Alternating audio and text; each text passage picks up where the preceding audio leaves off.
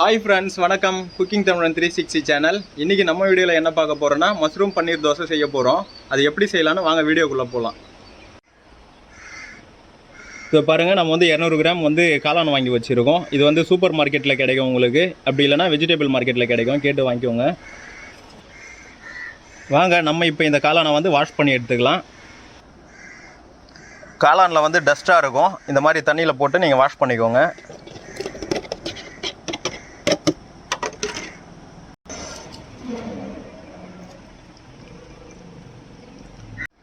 இது பாருங்கள், காளான் 2 டைம் வாஷ் பண்ணி எடுத்து வச்சுருக்கோம்.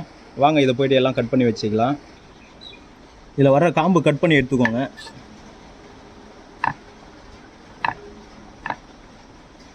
கொஞ்சம் நான் தோசைக்கின்றதுனால கொஞ்சம் பொடிசாக போடுறேன்.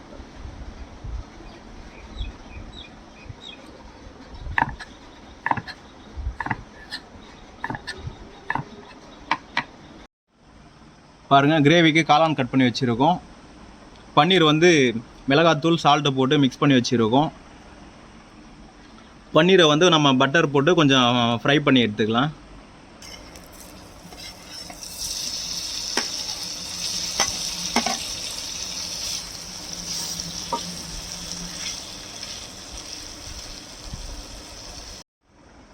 பன்னீர் நல்லா இந்த அளவுக்கு ப்ரௌன் கலரில் வர்ற அளவுக்கு நல்லா ஃப்ரை பண்ணி எடுத்துருக்கோம். ஒரு பேன் வச்சுருக்கோம். பேன் நல்லா சூடாகுனதும் ஆயில் ஆட் பண்ணிக்கலாம்.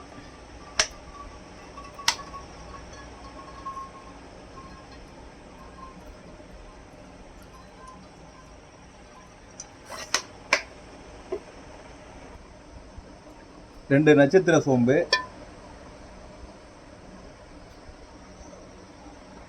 ஒரு 4 லவங்கம், இலை,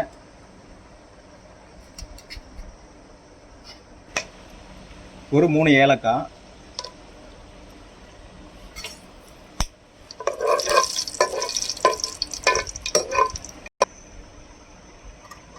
ஒரு அரை ஸ்பூன் சோம்பு,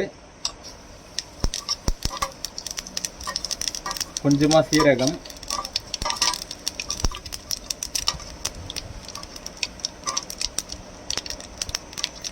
ஒரு பச்சை மிளகாய் கீரி போடுறோம், கொஞ்சமாக கறிவேப்பிலை,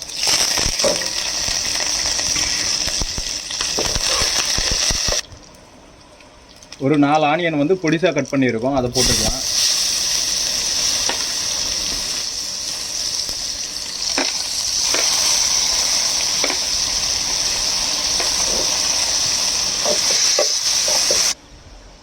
கொஞ்சமாக சால்ட்டு சேர்த்துக்கலாம். ஆனியன் சீக்கிரமாக பாயில் ஆகிடும்.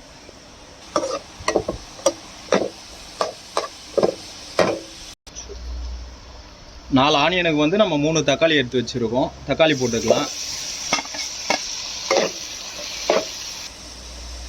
இப்போ 1 ஸ்பூன் இஞ்சி பூண்டு பேஸ்ட்டு போட்டுக்கலாம்.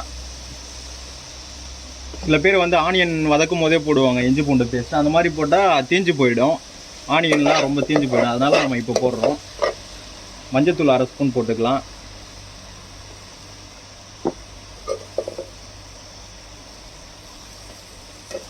வதக்கி விட்டுக்கலாம்.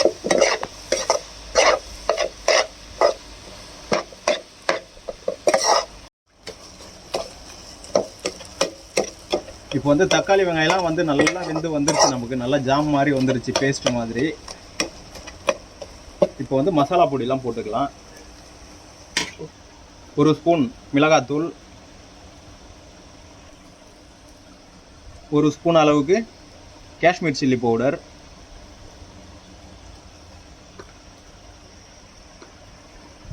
அரை ஸ்பூன் கரம் மசாலா,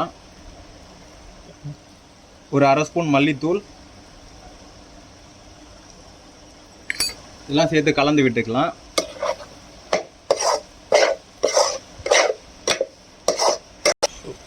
இதில் கொஞ்சமாக தண்ணி ஊற்றிக்கலாம்.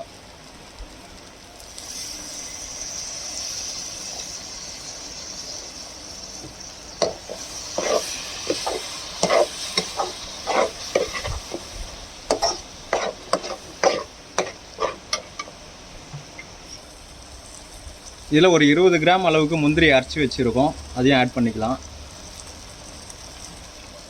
தேங்காய் கொஞ்சம் அரைச்சி வச்சுருக்கோம், தேங்காவை கொஞ்சம் ஆட் பண்ணிக்கலாம்.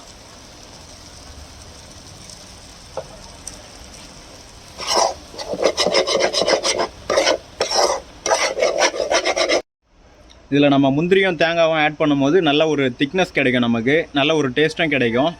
நல்லா பாருங்கள், இந்த மாதிரி ஜாம் மாதிரி வரட்டும். கொஞ்சம் தேங்காவும் முந்திரியும் பச்சை வாசனை போகிற அளவுக்கு கொஞ்சம் குக் பண்ணிப்போம். இப்போ வந்து கட் பண்ணி வச்சுருக்கிற காளான் போட்டுக்கலாம்.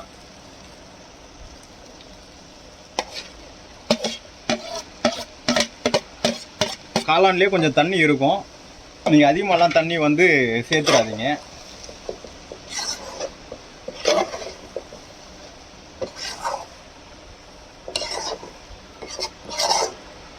நல்லா கலந்து விட்டுடலாம். இது வந்து இன்னும் ஒரு 7-8 நிமிஷம் வரைக்கும் இது வந்து வேகட்டும். இப்போ மிளகுத்தூள் ஒரு 1/2 ஸ்பூன் சேர்த்துக்கலாம்.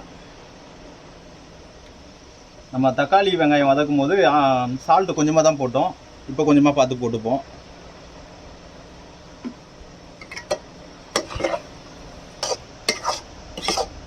இதை மிக்ஸ் பண்ணி விட்டுடலாம். மிக்ஸ் பண்ணி விட்டு ஒரு 10 நிமிஷம் வேக விட்டுடலாம். பாருங்கள், நமக்கு காளான் நல்லா வெந்து வந்துருச்சு. நல்லா வாசனையாக கம்மன்னு இருக்குது. இதை வேறு பாத்திரத்தில் மாற்றிக்கலாம்.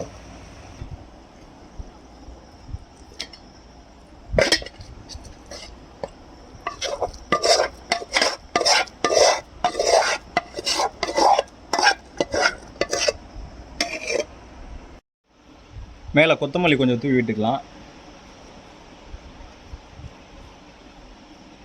நான் வந்து இந்த கிரேவியில் வந்து தண்ணி கொஞ்சம் கம்மியாக தான் ஊற்றிருக்கேன், ஏன்னா தோசையில் ஆட் பண்ணணும்னு சொல்கிறதுக்காக. நீங்கள் வந்து கிரேவியாக பண்ணுறதுக்கு இன்னும் கொஞ்சம் தண்ணி சேர்த்து ஆட் பண்ணிக்கோங்க.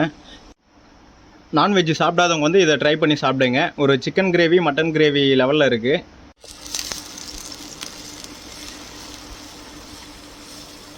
தோசை ஊற்றும் போது ரொம்ப மெலிசாகவும் போடாதீங்க, ரொம்ப கனமாகவும் போடாதீங்க, இந்த அளவுக்கு போட்டுக்கோங்க.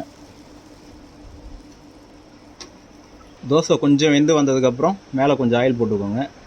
ஆயில் போட்டு லேசாக இப்படி தேய்ச்சி விட்டுருங்க.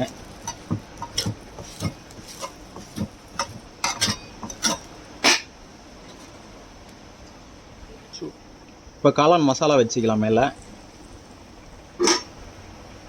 மேலே வந்து பொறுமையாக தேய்ச்சி விடுங்க.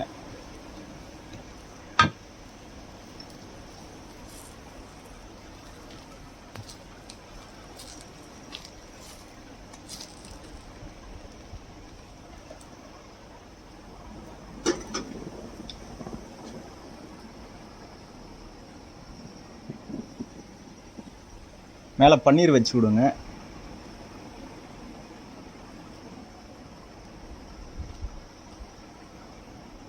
நம்ம வந்து பன்னீரை வந்து நல்லா ஃப்ரை பண்ணி வச்சுருக்கோம்.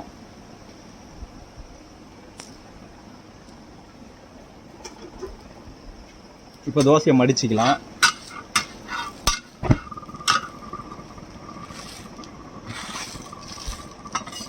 நல்லா முக்கோணம் ஷேப்பில் மடிச்சுக்கோங்க.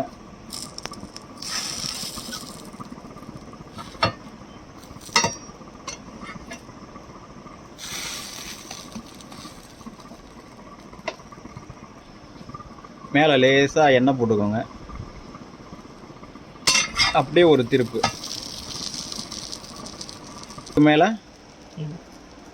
இதுக்கு மேலே லேசாக எண்ணெய் விட்டுக்கோங்க. அப்போ தான் உங்களுக்கு நல்லா கிறிஸ்பியாக வரும்.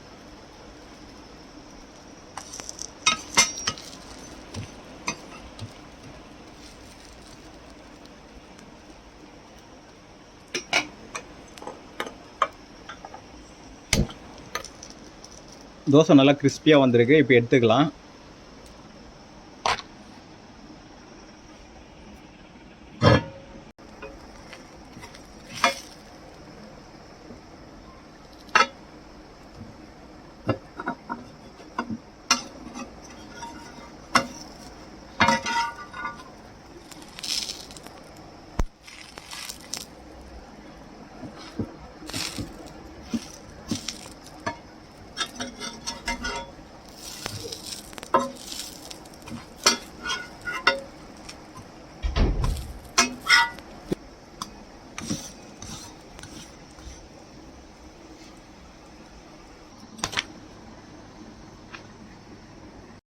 இந்த தோசையை வந்து கறி தோசை ஸ்டைலில் போட்டுக்கலாம். கறி தோசை சில பேருக்கு சிக்கன் மட்டன் பிடிக்காது இல்லையா, அதனால் காளான் கிரேவியை வச்சு கறி தோசை ஸ்டைலில் போட்டுக்கலாம். மாவு ரொம்ப பெருசாலாம் ஊற்றக்கூடாது, கல் தோசை சைஸில் தான் ஊற்றணும். முட்டை உடச்சி ஊற்றிக்கலாம்.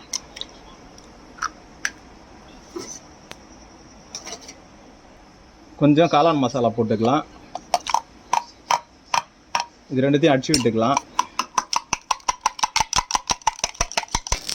இப்போ இதை இதில் ஆட் பண்ணிக்கலாம். லேசாக எண்ணெய் போட்டுக்கலாம்.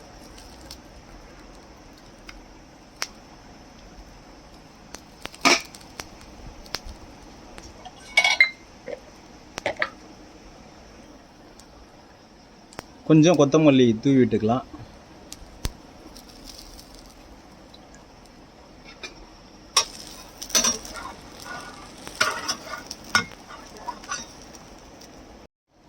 இதில் ஃப்ரை பண்ண பன்னீர் ஒரு 4 வைக்கலாம்.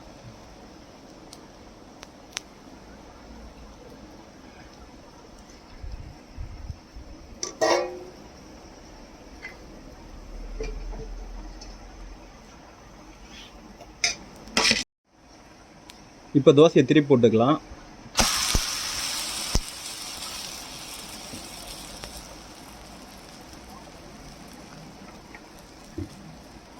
மேலே கொஞ்சம் நல்லா எண்ணெய் விட்டுக்கோங்க.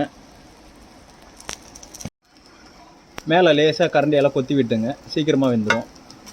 சும்மா ஒரு 3-4 பக்கம், அவ்வளோதான்.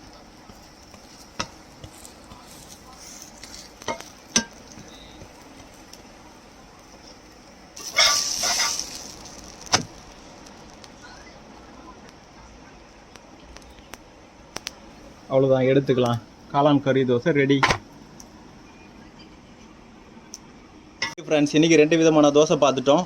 நம்ம சேனலில் வர வீடியோஸ்லாம் உங்களுக்கு பிடிச்சிருந்தா நம்ம சேனலை லைக் பண்ணுங்கள், ஷேர் பண்ணுங்கள், நம்ம சேனலுக்கு கமெண்ட் பண்ணுங்கள், நம்ம சேனலை சப்ஸ்கிரைப் பண்ணி விடுங்க.